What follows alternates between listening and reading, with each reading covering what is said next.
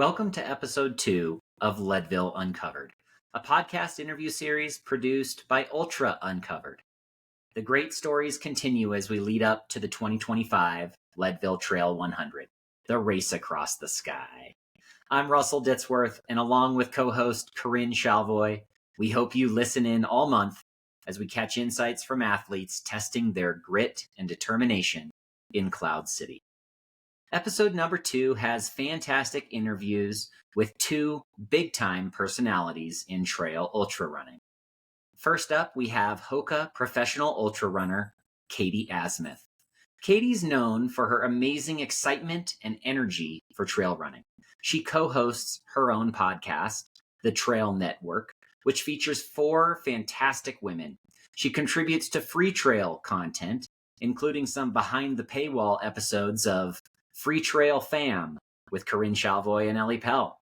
And if she's not racing, you might see her at an aid station, helping with live stream broadcasts. In her own words, she loves this sport. Don't be confused, though. She's not just fast for media. Katie has 3 top 10s at Western States, along with wins or podiums at the Bear, Angeles Crest, I Am Tough, and that golden ticket win in 2021 at the Bandera 100K. While the last few years have been focused on injury recovery, Katie stamped an emphatic win at the Tahoe Trail 50K this month, with the sole purpose of locking down that 2025 Leadville Trail 100 entry. We talk about all that and more in our upcoming conversation. Our second and final interview for episode number 2 is with California firefighter Andy Glaze. Andy proclaims at the end of every message, "Smile or you're doing it wrong." The amazing story of his consecutive 100-mile training weeks, while racing an absurd number of 100, 200, and even 300-mile events, has captivated the audiences of TikTok, Instagram, and YouTube. He uses this platform to advocate for mental health, to be an inspiration to the community, to spread positivity, and to share his personal journey with running and with life. Andy is taking on the Leadville 100 for the second year in a row as a part of a 5-week triple, which includes Crazy Mountain 100 in Montana, then Leadville, and last, UTMB in France. Listen in if you want to hear some great commentary about how he handles his haters. If you're liking the coverage, please rate and review. And if you'll be in Leadville for the race, come find us at the expo. We've got exciting news. We will be on stage with a live podcast at 1 p.m. We'd love to say hi. And with that, let's get to the interviews. Welcome back to Ultra Uncovered and our special Leadville Uncovered series, where we are talking to athletes ahead of the 2025 Leadville Trail 100 Run. We are super excited to have someone who is a great friend and awesome person and amazing ultra runner here today. Katie Asmuth, thank you for joining us. Yeah, thanks for having me on. Excited to be here. I am also joined by co-host Russell Ditsworth, as always. So, Katie, we are going to talk specifically about Leadville in this pod. And just this past weekend, you took the win at the newly, I guess this is the first year this is a Leadville race, the Tahoe Trail 50K. And that earned you a coin to participate in this year's Leadville 100, which you accepted. Tell us a little bit about, that race is and the course, and you got the coin. There's the coin. Woohoo! You got a view on YouTube if you want to see the coin. I didn't actually know you got an actual coin. Oh yeah, it's cool. I thought it was just the, a coin, meaning, you got the little entry to run. But yeah, it's a real coin. Like, it's a metal. Like, you can't break it. It's rad. Anyway, yeah, it's a real coin. Stoked about it. Tell us about the race. How'd it go? So I have been eyeing Leadville for a while now. Actually, I've been in Leadville, registered for Leadville for 4 years, I think, just getting in on the lottery. because I knew it's not one of those races that as a professional runner, you can just write into the RD and be like, hey, can I jump in? And you just never know how your season's going to go. And I've wanted to race it for a long time. And so I just kind of kept putting my name in the lottery and then wasn't able to race. And then this year I didn't put my name in the lottery and so had to race in. And it was lucky because this year happened to have a race that was only 4.5 hours from my house.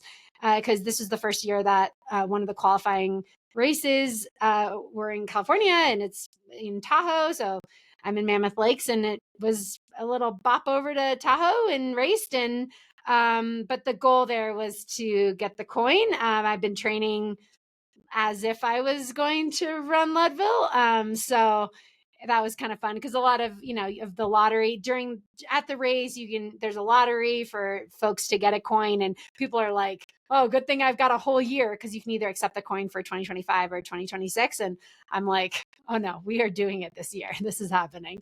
But yeah, really smart of people to be like, no, I think I need a whole year to train for 100. I'm like, yeah.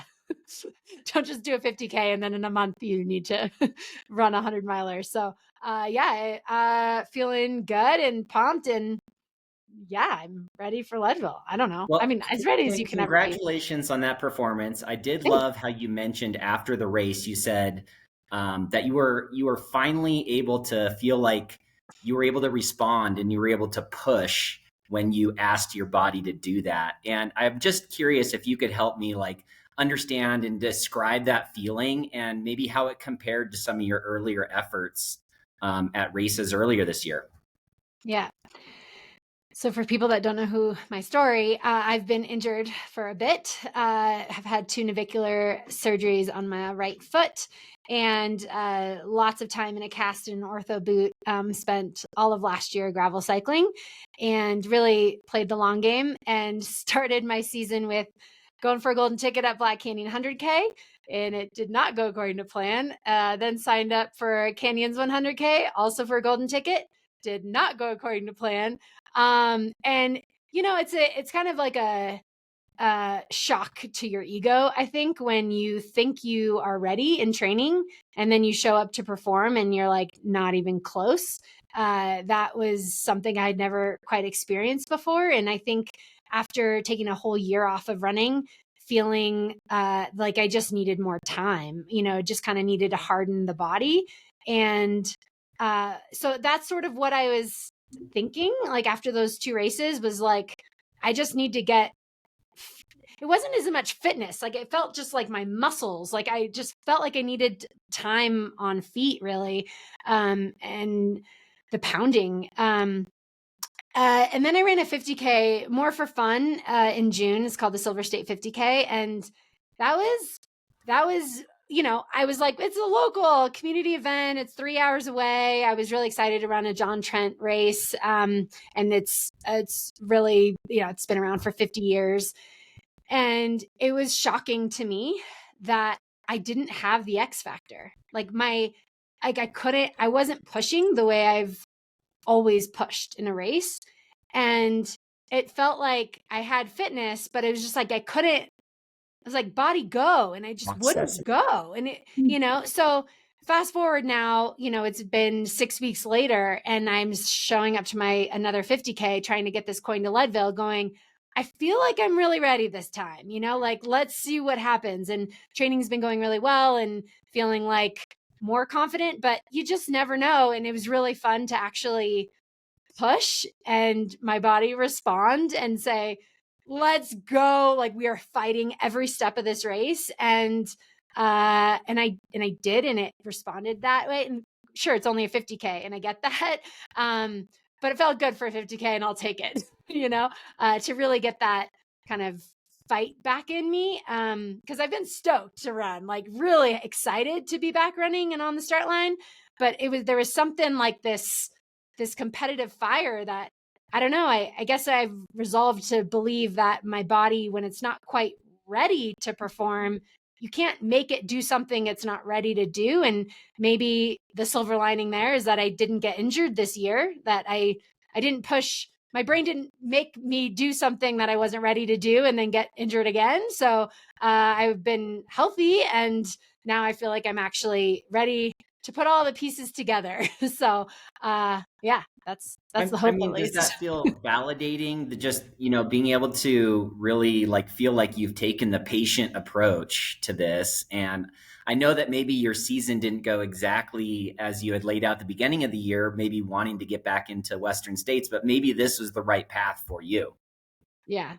I mean, I wrote to Craig Thornley, before Black Canyon, before Canyons, like, this is my day. Like, can't wait to see you at the finish line. Like the irrational ego is so present, guys, but very much hoping for a golden ticket and not even close. And after Canyons going, wow, I'm happy I'm not racing states. I'm not ready for states, and again, this is just a couple months removed, right? So I'm showing up on the podcast now going like, but now I'm ready, and you just never really know if you're ready. But I will say there was a big change in my fire, in my mindset, in my performance, and the way my body responded just a couple days ago at that 50K. That was like, okay, all right, like I'm back, and that felt really good.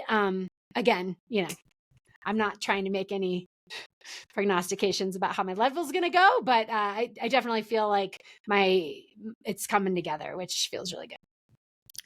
Well, yeah, that's super exciting. And I think that's something that everyone, knows you for, is having that stoke level. And so I think it's also very like relatable, and I don't know, I appreciate hearing that maybe that has ebbed and flowed a bit, but it's good to hear that it's kind of back, and you're feeling like it. So kind of along those lines, obviously you have a strong affinity and love for Western States 100.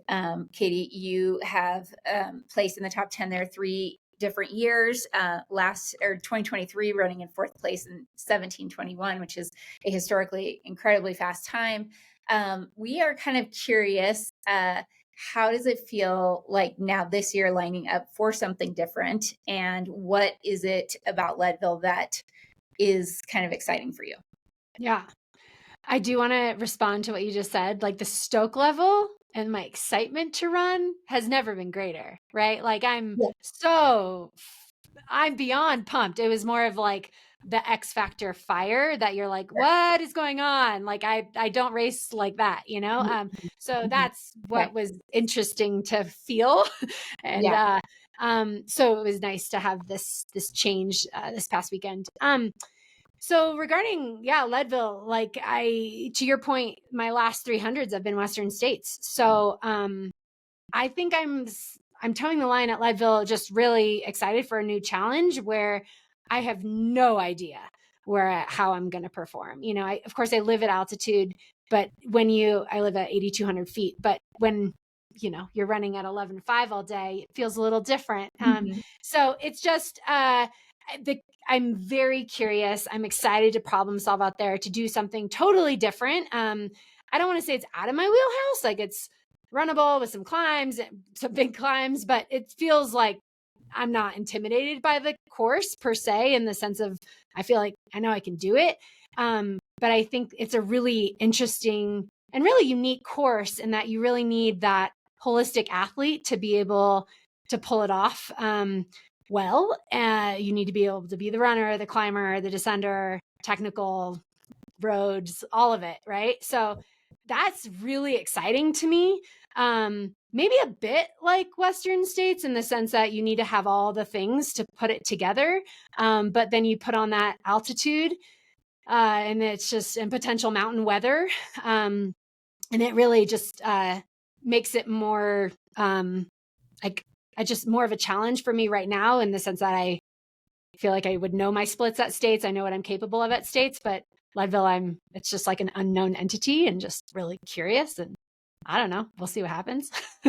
Yeah. So Okay, the unknown is exciting. Yeah. Yes. So you'll start the race at 4 a.m. It's going to be pitch black. You kind of got to make your way around Turquoise Lake. So what kind of things are you looking for or keying in on during the first part or the first half of the race that's going to give you confidence that it's going to be either a good or a great day for you?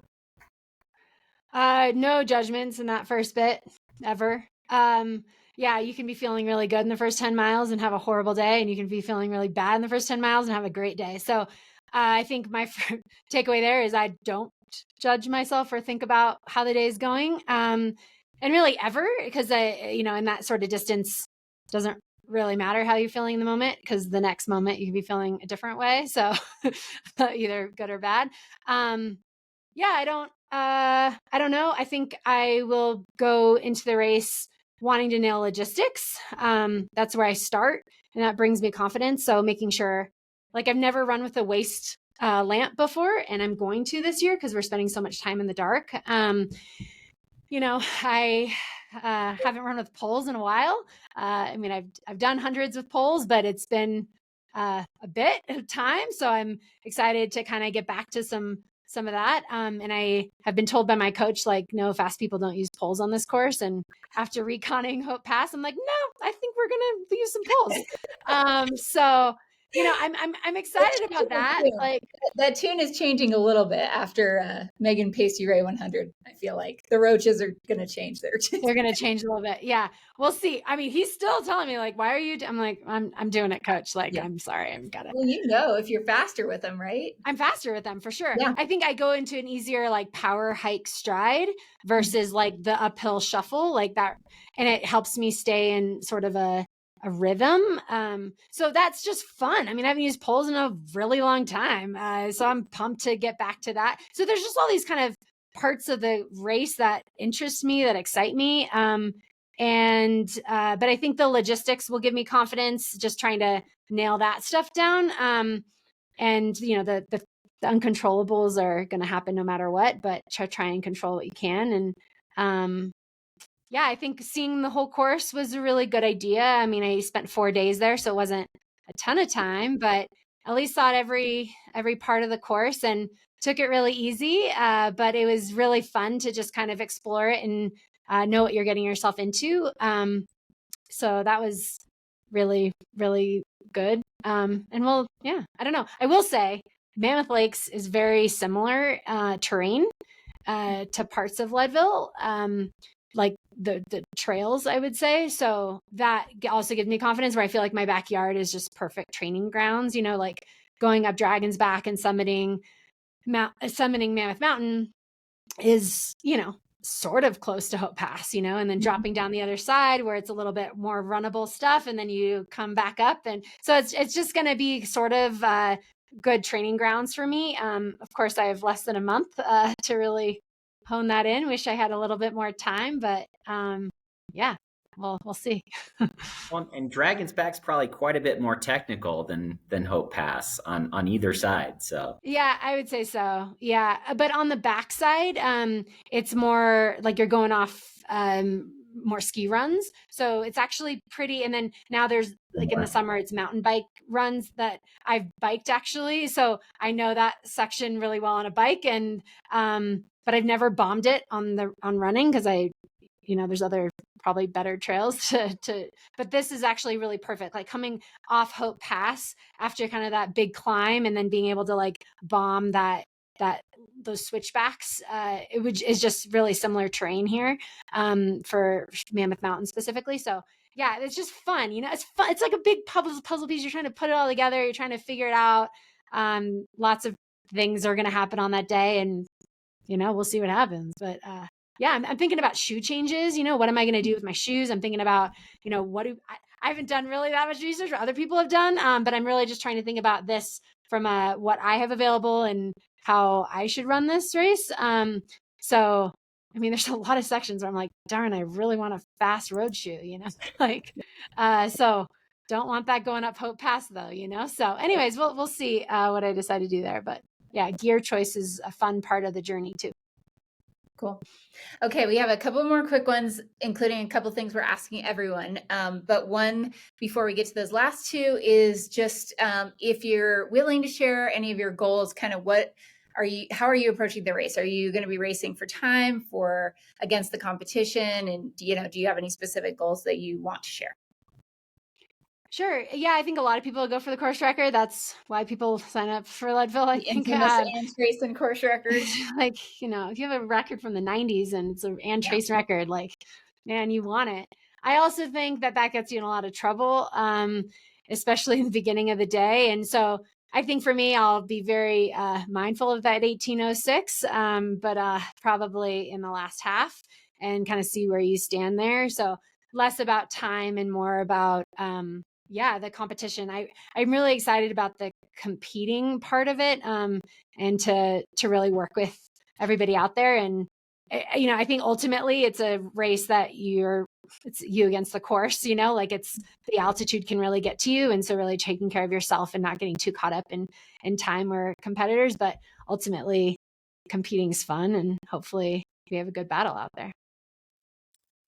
Okay, last couple of questions. As Leadville has some special rules that are really only there at the Leadville Trail 100, and your pacers are allowed to mule for you. So that's not normal for ultra running, but what piece of gear are you most looking forward to having your pacers mule for you from Twin Lakes to the finish?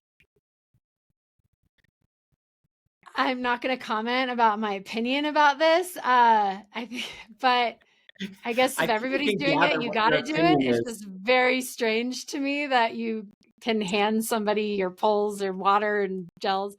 I don't know. I guess it'll be nice to have pacer carry water and then just kind of have a handheld. And then when you're ready to get the next handheld, just kind of switch that out.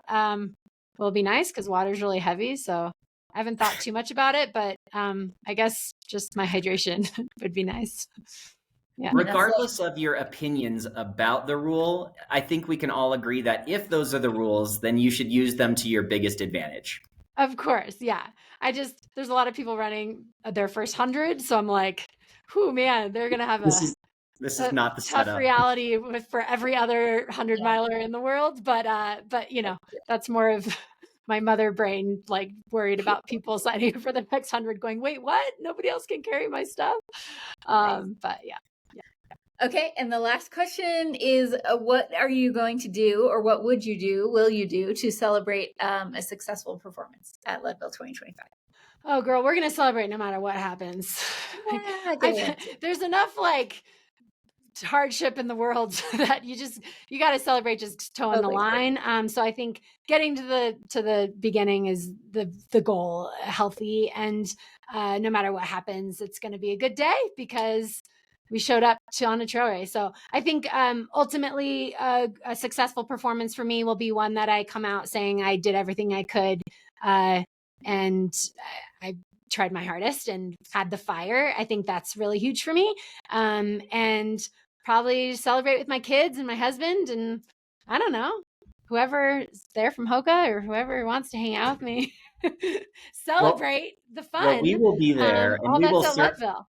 Yeah, we will be there, and we will certainly celebrate with you no matter what. We are so excited to see you out in Leadville for 2025, and it makes it an exciting race, and we can't wait to see you out there. So good luck with the balance of the training here these last few weeks, and we can't wait to see you out there. Awesome. Thanks, guys, for having me on. Thanks, Katie.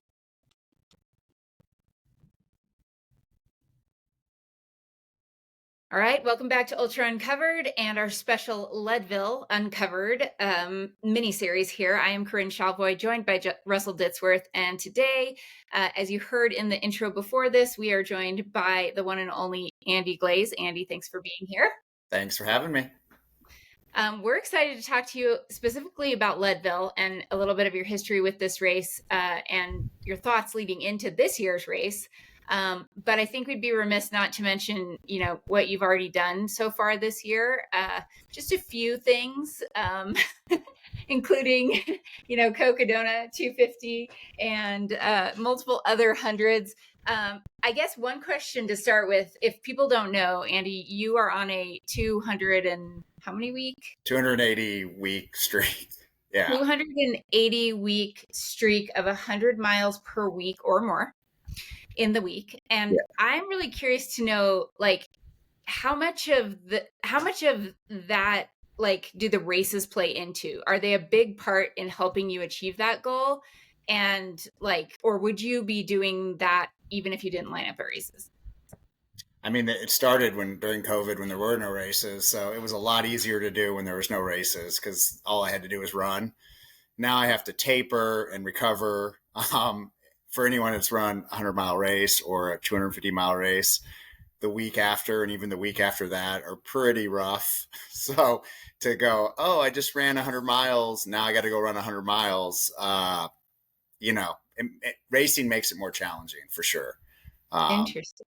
Okay. Yeah, I mean, Okay.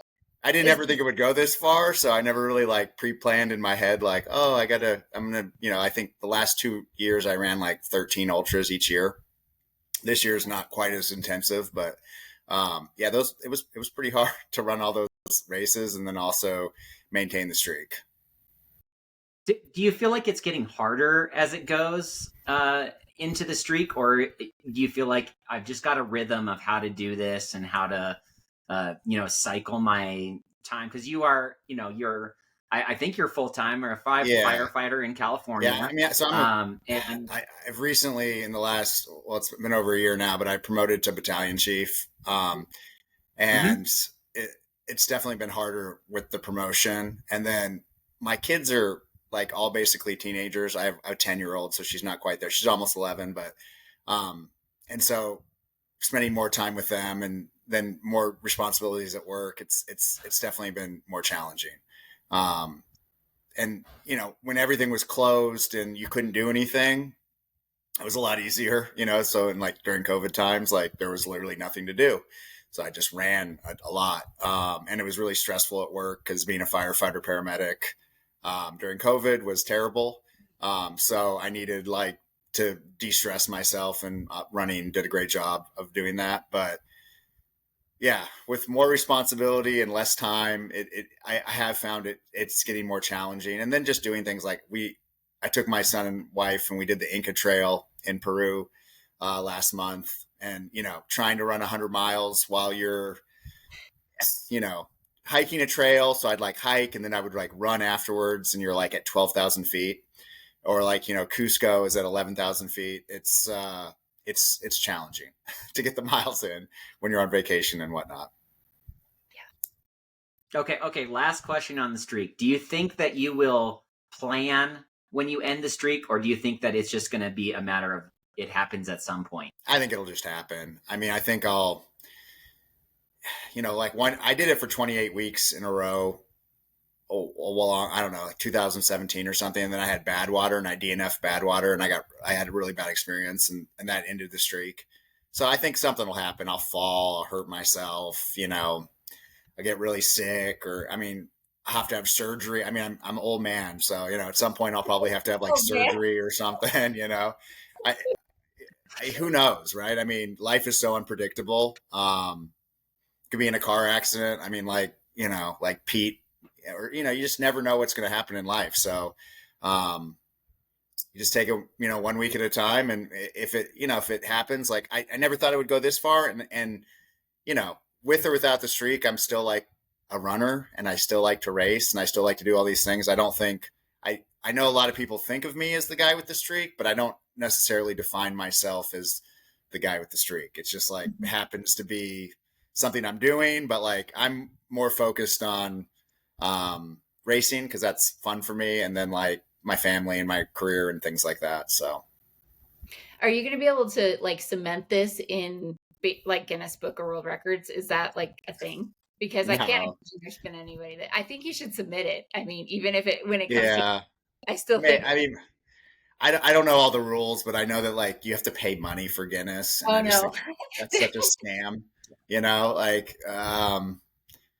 Can you imagine being the person that would have to go through all my Strava and Garmin records for 6 years? That would be insane. Well, and yeah. So I don't know. It just those are the things that don't really matter to me. But I think I have a big enough following that people know that the streak exists. So even without Guinness Book of World Records, I'm people still know about it way more than I think people even know what Guinness Book of World Records is. Is that even a thing anymore? True. It's true. You know, I mean, I guess it is. And just for the audience, you referenced Pete Kostelnick, So sorry, who had that Yeah. and then has just recently kind of come back to some really good racing and running at Badwater and other places. He's had a phenomenal year. I mean, his whole year has been phenomenal. Yeah.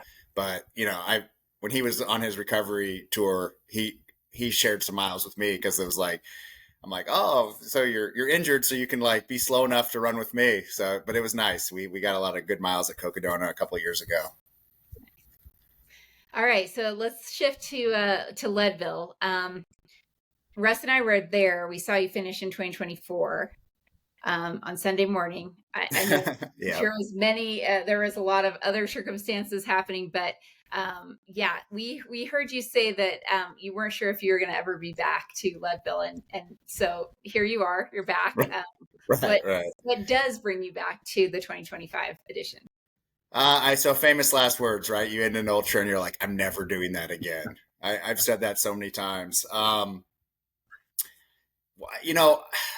I was anticipating a different race. I'm one of those people that doesn't normally do a lot of research on races ahead of time because I like to be surprised. And all I knew about Leadville going into it was it had like really, really strong cutoffs. And I'm not a cutoff chasing type of person, but I was a little intimidated by the cutoffs at Leadville.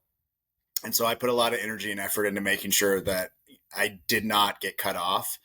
I guess I just didn't realize how can I put this, like how easy the course is. It's just a lot of road running. Mm-hmm. And, that's not necessarily something I'm like used to or like spend a lot of time doing. So I guess I was a little disappointed. And then I got really, really sick, which I hated and suffered really, really a lot the last 25 miles. So I was kind of in a foul mood at the end of the race because I was pretty dehydrated and pretty like low blood sugar. And when I get low blood sugar, I get grumpy. So I finished the race in sort of a like, not the like best mindset that I am known for or like to espouse, but like, shit happens in a 100-mile race. But I mean, the vibe is really amazing. The aid stations are great. Hope's Pass is incredible and really makes the race.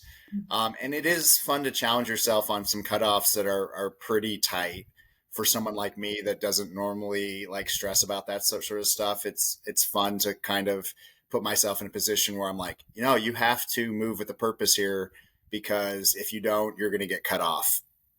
And so after reflection and all those things, I'm like, I'm going back. Basically like at mile 75, I assume it was altitude sickness, but I just like could not put anything into my stomach, including water, which has never happened to me before. I've gotten to the point where like sometimes you get sick and you can't really take calories in, but I've never gotten to the point where even putting water into my stomach made me want to vomit. So it got a little weird at the end for me, but I somehow gutted it out and got it done. But it was not pretty. It was not pretty the last 25 miles. Well, and we're talking about Leadville. I know your focus right now in the forefront is probably Crazy Mountain that's coming up this weekend. But for Leadville, do you think that you'll do anything different? You'll approach anything a little bit differently? I mean, the cutoffs are staying the same. The start is the same. The mountains are all at the same elevation. So what are you going to bring different to the table? I mean, my like what I'm going to bring for food is going to be like slightly different, just in the sense that I don't think I brought enough food to begin with. Mm. I was sort of counting on aid stations to have more options for me. I'm vegan, so there weren't a lot of like good vegan options. And so I think I got a little low on calories, and then that maybe helped me get altitude sickness faster. I don't normally get altitude sickness, but when do I ever run 100 miles at 10,000 feet? So yeah, I'm gonna try like to eat slightly different, and then I'm hoping that, I know it's been a while, but I did spend like 10 days in Cusco in that region in Peru, which was all above 11, I think Cusco's at like 11,000 feet. And then I was basically above 11,000 feet for almost like 9 days. So I'm hoping that will like help. And then a couple days ago, I went and climbed a 14,000 foot peak to get a little bit more elevation training. So Nice. We'll see. I mean, elevation is exposure, altitude exposure. Yeah, I mean, there you go. Yeah, elevation is just one of those things where it can just bite you, whenever, and you're not, not really ready for it. But still, I made it 75 miles and I felt pretty good. So, and then once you're at 75 miles, you're past all the bad cutoffs, so it's okay for the wheels to kind of go off. So maybe, like anything, I just hope that I won't get it this time. But if I do, then, I'll just do what I did last time and just suffer for 25 miles. You're pretty good at that. It's less than a marathon, right? I mean, we can all suffer through in a marathon. That's the Andy Glaze reframing of that. I'm like, oh, I can suffer for 5 miles. You're like, I can suffer for a marathon. Right. Yeah. I mean, not that long. Oh man. Okay. That sounds good. Are you planning to go out probably right before, or will you be able to go out at all early? Yeah, no, I'll come out Thursday, so I can I think everything's on Friday, right? Like all the Expo on Friday. The expo and all that. Yeah. So I'll come out a day early, which is, I just don't have a lot of PTO to be able to do all that stuff until I retire, which gets closer every day. I kind of have to just come out like for UTMB, I literally fly out. I get in Thursday night and the race is Friday. So I kind of do all this, and it's not the best for racing, but yeah, when you race as much as I do and then you work as much as I do, you just have to, take what you can. So when this comes out, you probably will have already completed Crazy Mountain and be getting ready to do UTMB, because it'll probably be in about 2 weeks that it comes out. So I don't know, or be about ready to. So you're going to do Crazy Mountain and UTMB before Leadville, before this even. No. UTMB is after Leadville. So it goes good. Crazy Mountain, 3 weeks, Leadville, 2 weeks, UTMB. Perfect. Okay. So, all right. 5 weeks of fun. 5 weeks of fun. Crazy. Okay. Russ put this question in here. It's a great one. Everyone kind of knows you for being self-sufficient. We want to know if you've ever used a pacer. Yeah. So my first 100, I used a pacer. And my second 100, I used a pacer. I think that's it. My first 100 was Angela's Crest, and I had 2 pacers, one at mile 50 to 75, and then one at 75 to 100. And I was able to do a sub 24 at AC, which on the one of the more the original courses where it's point to point. So I got the silver buckle. And then at Kodiak 100, which is in Big Bear, I think I had a pacer from 75 to 100. I don't think I've done pacers since then. Intentional, are you open to it, or do you just prefer not to? Oh, you know what? No, I take it back. I did. I had pacers at Moab 240 as well. Okay. Yeah, it's pretty intentional. I like to make it harder on myself. And I find it's a lot harder if you're just by yourself. And I kind of like the quiet time. It gets a lot weirder when you're by yourself. When you have somebody to always be talking to, you don't get into those really strange mental spaces that I tend to get into. And I kind of like to do that. So, and I like to work everything out on my own.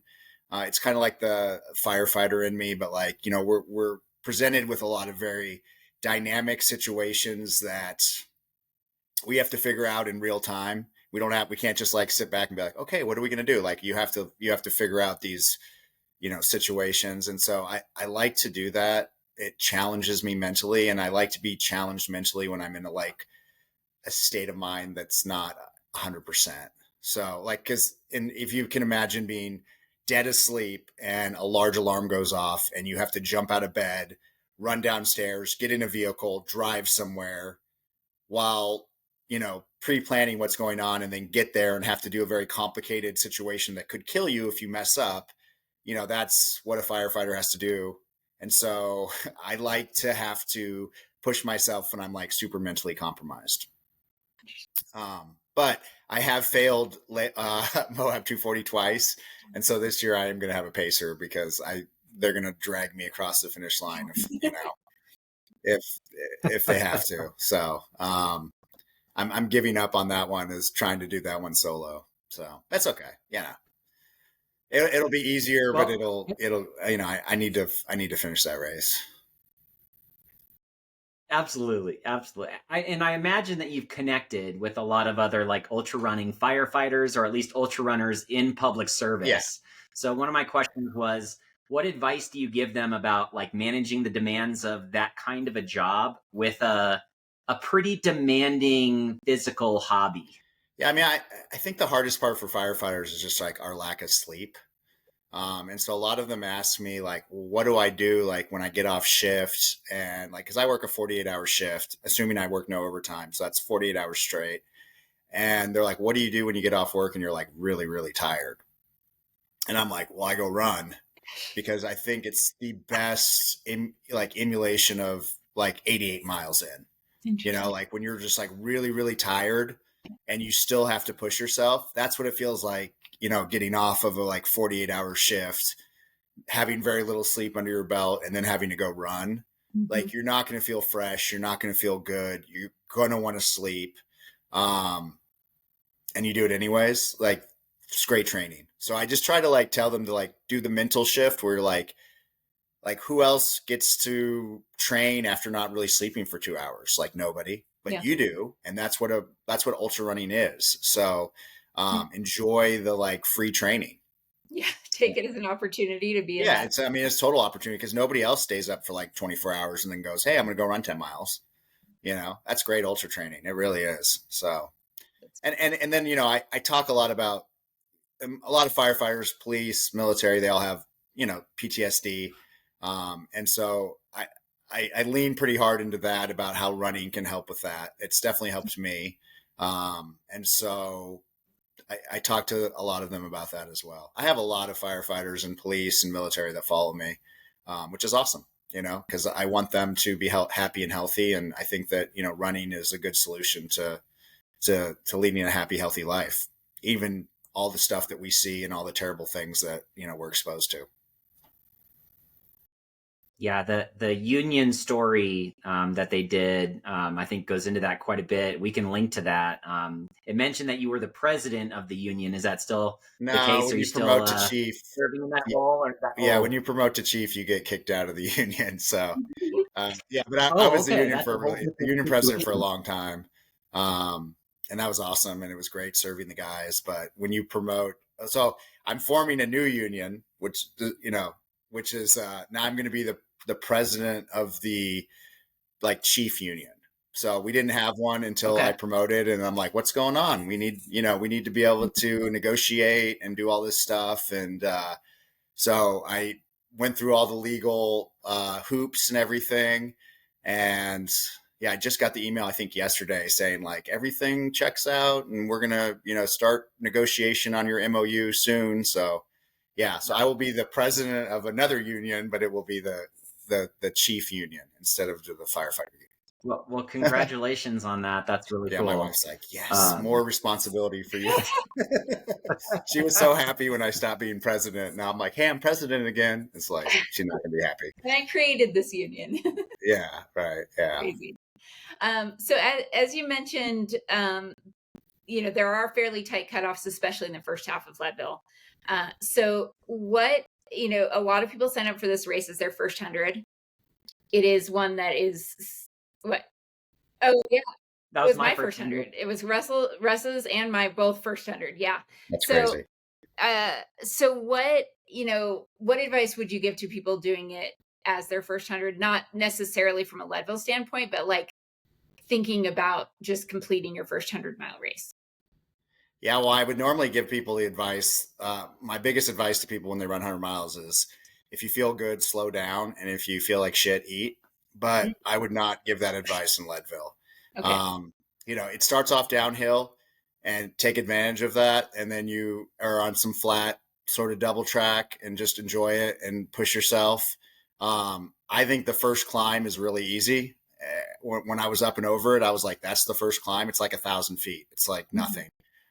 So, I mean, if you want to hike it, cool. But if not, like, it's real runnable. And then you drop down, you get into some street, and I would just like crush as long as you can. I mean, it's so runnable for, I don't even know how many miles, like 30 something miles, I would say. Till Twin Lakes. Yeah. Well, I mean, Most you of have the a way little to bit of a Twin bump Lakes before is Twin different. Lakes, and then it's like runnable down into Twin Lakes. And then when you go through like the little swamp after Twin Lakes, maybe it gets a little less runnable because you got like water and mud and stuff like that you have to dodge. And then you're just going to have to like hike fast up to Hope's Pass. So if you can get through all of that with like good purpose, then you should be all right. Don't spend a lot of time at the aid stations, like just grab what you need to do and like continue on. Make sure your crew doesn't try to hold on to you long times at the aid stations. Just have them kick you out, and they can, fix you once they see you on the way back. But, really your focus, and my focus was when I did it, was getting to that mile 50 turnaround with as much purpose as you can. Because climbing up out of that, the back end of Hope's Pass is a soul killer, and it will crush you on a level that you cannot imagine. It is so steep and challenging. You might think it's hard on the way up, but it's even harder on the way back up. So, or the second time, so just get to that mile 50, take a hot second, put yourself back together, and then, just realize all you have left is to get up to Hope's Pass.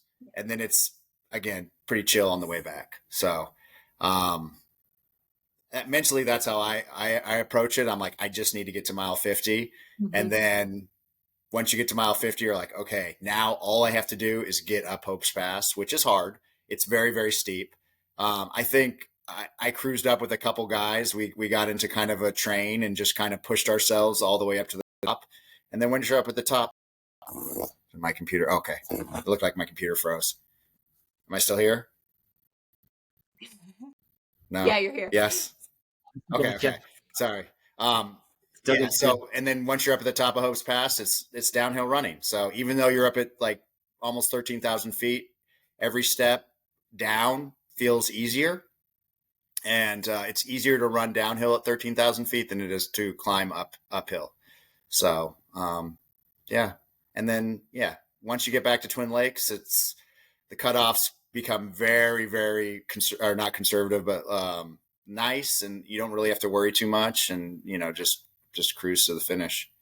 So unless you're going for a big buckle, relax at that if you're going for a big buckle, then you're gonna have to keep pushing. But yeah, it's a real runnable race. I think that's why I was sort of disappointed, as I was expecting more sort of trail running type stuff, but it's mostly road. I mean, it really is. Yeah, until they go up Elbert and Massive and reroute it to be an actual mountain course, it's quite runnable. Yeah. But you never know, like you said, how that altitude is going to affect you and what it's going to do to both the physical aspect and the nutrition and GI, and who knows what else. I mean, it's like when I was running, like people sometimes are like, well, what does it feel like to run at elevation? And I do run quite a bit at elevation. I have an 11,000 foot mountain in my backyard, and I like to go up to the Sierras and play above 10,000 feet. It just feels like you can't take a deep breath, and almost feel, if you've ever broken a rib and then continued running, which I would not recommend, but I've done, you just can't take a deep breath, but you can still run. So you just kind of take these like shallow little breaths, and you just get into a rhythm where you just can't take a deep breath, because if you take a deep breath, it's going to make you cough. So you just have to run with short breaths, which just makes you run a little bit slower, which is probably what you should be doing during an ultra anyways. So I don't know. But I'm not a coach. Breaths, I always say this is just, it's completely unsatisfying to not be able to catch that full deep breath. It is. But especially when you're running uphill, it makes it a little bit more challenging. But Yeah. you get into a rhythm. You know, your heart rate's going to spike at first, and then you're going to get into a rhythm. I remember when I got to Leadville on Thursday last year, walking around, my heart rate was like, what was it, like 120? I'm like, what is going on? Like, you know, my heart rate should be like 50 walking around. But after like a few hours, it was back into like 80s. And then, you know, it all kind of mellowed out after a day or so. So, and I ran up there. I got there Thursday. I went for a little shakeout run, and then we went for a shakeout run on Friday before the like the big meeting and everything. We went and cold plunged in that lake that you run along like in the beginning. I don't know what lake that is, but yeah. Turquoise Lake. Yeah, it's a great. There's just some like nice little beach you can go run on the trail that you're going to be running on, and then like go swim in that lake, and it feels really nice. So cool. That's my thoughts on the race, but you know. Well, okay, so shifting gears just a touch. You mentioned Crazy Mountain, Leadville, UTMB, and I saw a post you did. It was either this morning or yesterday, and it was like, "Here is the opportunity for all of my haters. We've got big opportunity coming up." So I'd love to hear you talk about kind of how you handle those. You know, I kind of categorize them in the you got the bad for your knees haters, you got the some version of like judging your pace or calling you slow haters, and then you've just got the guys that are just like sad and angry and just hope you fail haters. Am I missing any categories? I think there's like probably just like the uneducated, like don't know anything about running sort of haters that just you know just hate because they don't understand running, you know.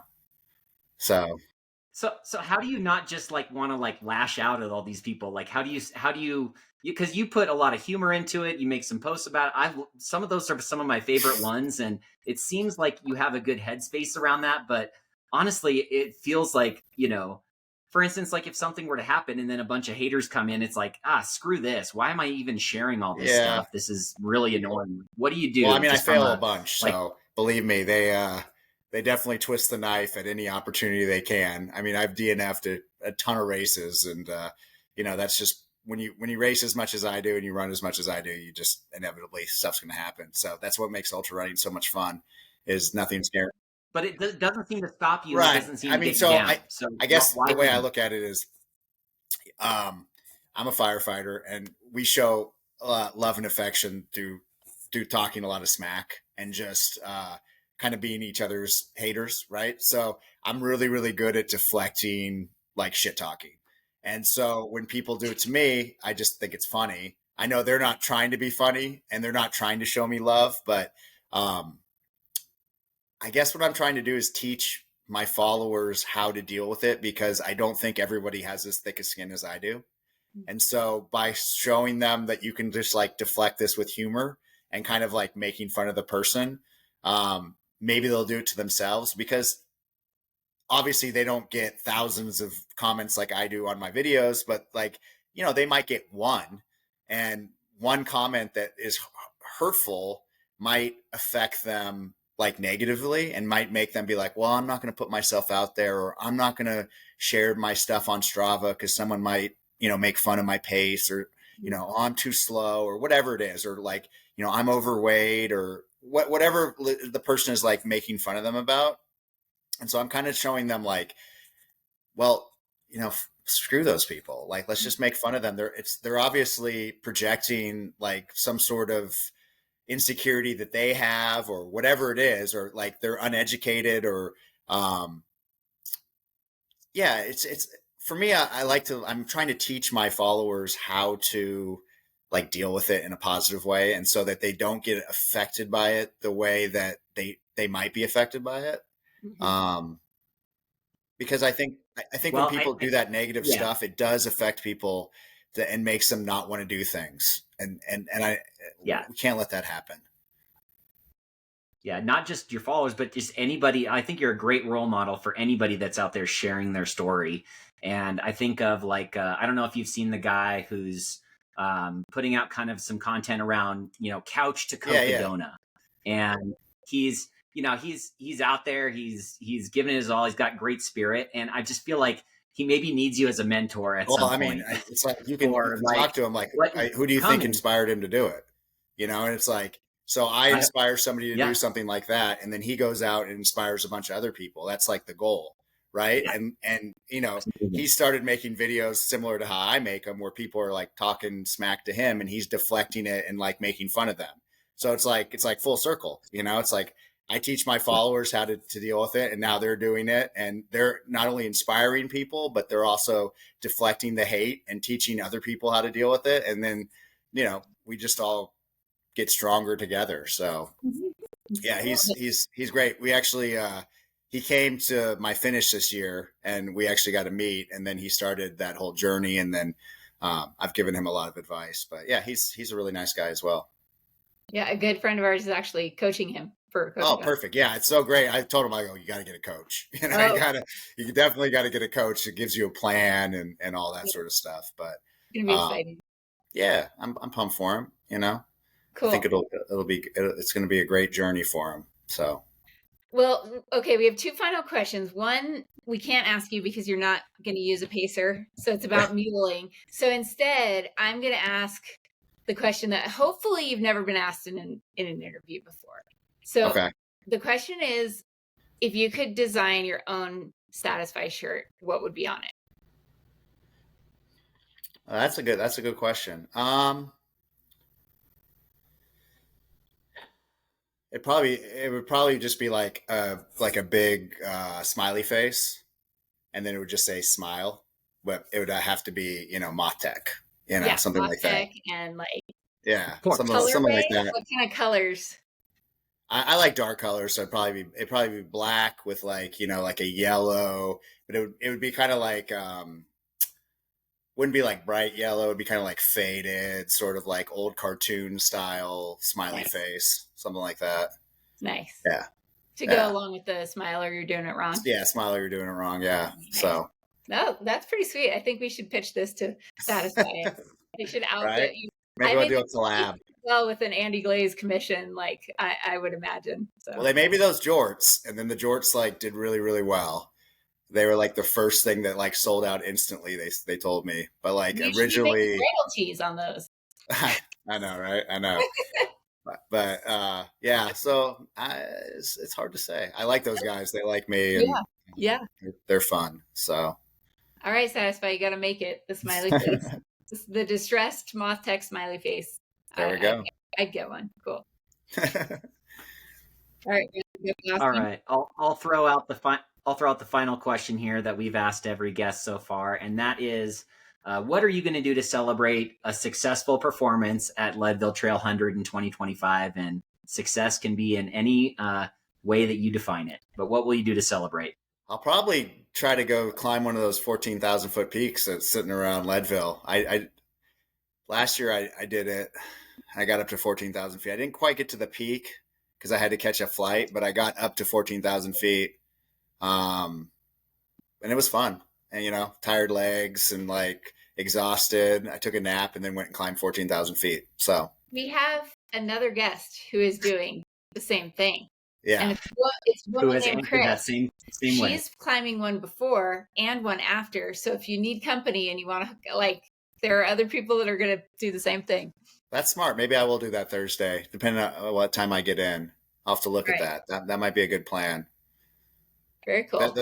They're so nice, And then I've been watching Candace, do Nolan, like all the Nolan peaks, and I'm like, oh man, this looks epic. Mm-hmm. So we'll have to see what the weather's like, right? If we have beautiful weather, it'd be a good time to do it. Very cool. Well, Andy, thank you so much for joining us today. We wish you luck in, I would call it your training remaining until Leadville, but I know it's mostly going to be running and then recovering. Right. But we'll be following along. We can't wait to see you out there, and yeah, good luck as we get close to the day here. Is there going to be another feed party beforehand? You know what? We might. I know we're doing one for the mountain bike. I think TBD on the run, but I will certainly let you know if we're going to be out there, get you some dinner, and yeah. All right. I'll wait for the invite. Yeah. Well, regardless, Russ and I will both be there. We're doing a little podcast during the expo, which will be fun. So Sweet. yeah, so we will see you. Yeah, I'll see you guys there. Awesome. All right. Thanks, guys. Here, Andy, just hold on right after No we problem. hang up Yeah, we here gotta let so it this- uploads. Perfect.